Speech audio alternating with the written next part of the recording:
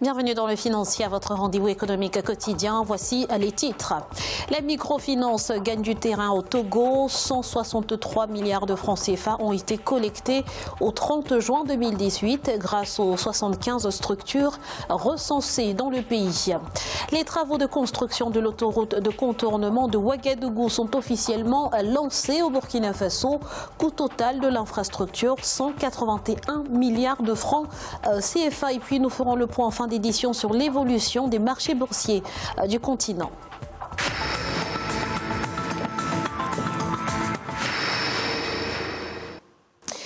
L'association professionnelle des systèmes financiers décentralisés du Togo célèbre ses 20 ans d'activité, l'occasion de faire un bilan des acquis, mais aussi et surtout d'établir les objectifs des années à venir. Reportage d'Aimé Fakofi, notre correspondante à Lomé.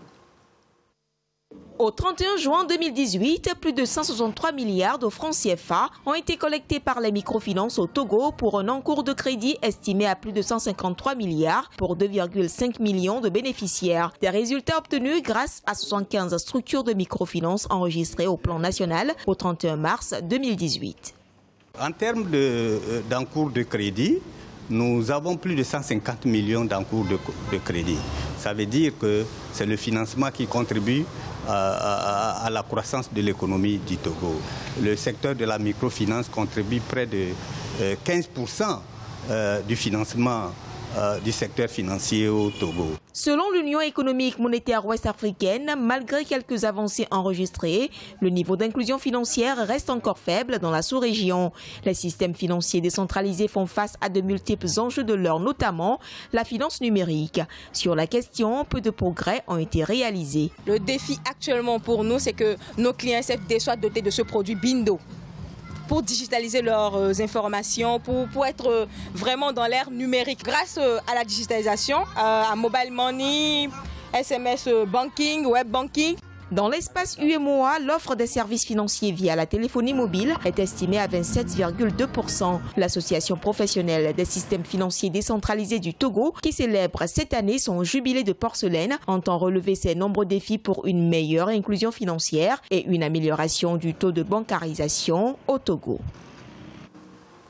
Lentement mais sûrement, l'économie tchadienne reprend des couleurs mais reste fragile.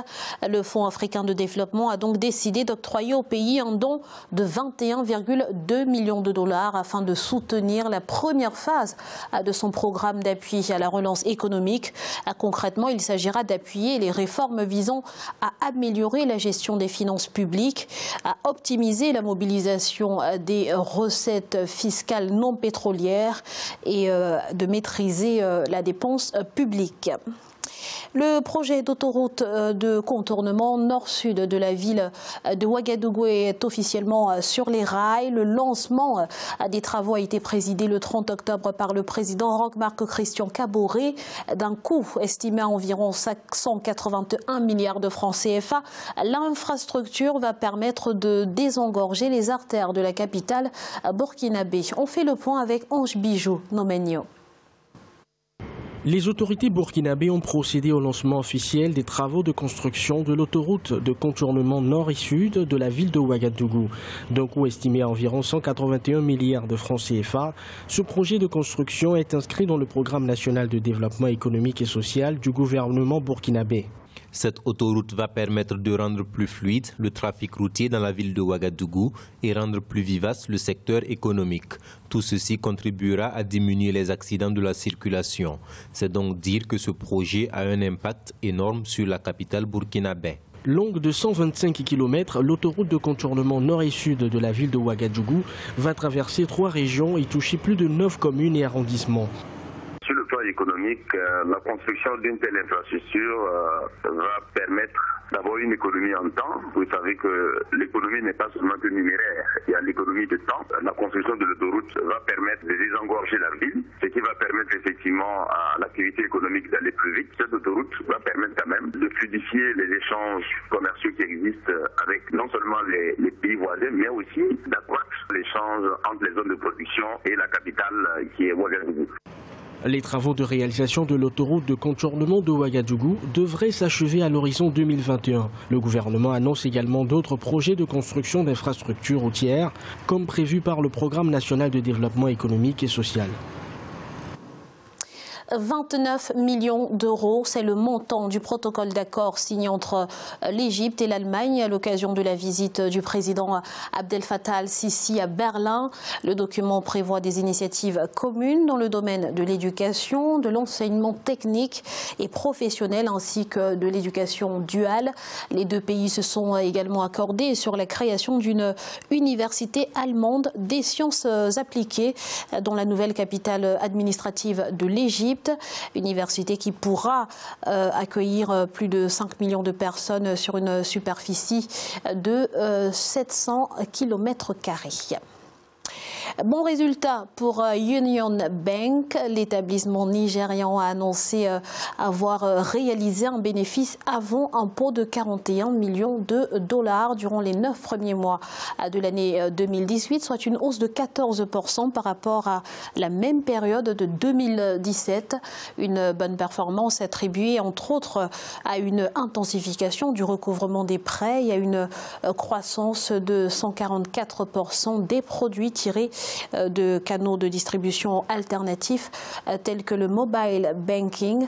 Union Bank a d'ailleurs réalisé une augmentation de capital de 163 millions de dollars en octobre 2017. Tirant parti de la confiance positive des investisseurs dans la banque, nous avons émis avec succès des obligations de série 1 et 2 dans le cadre de notre nouveau programme d'émission obligataire de 100 milliards de naira.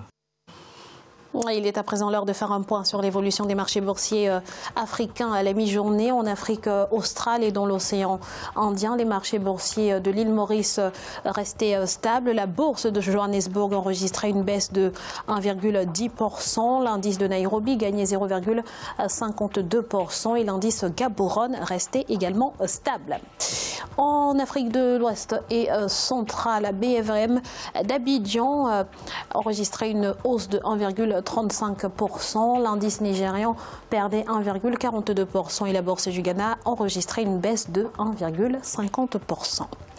En Afrique du Nord, la bourse marocaine gagnait 0,03%. L'indice égyptien était en baisse de 0,36% et la bourse de Tunis enregistrait une perte de 0,09%.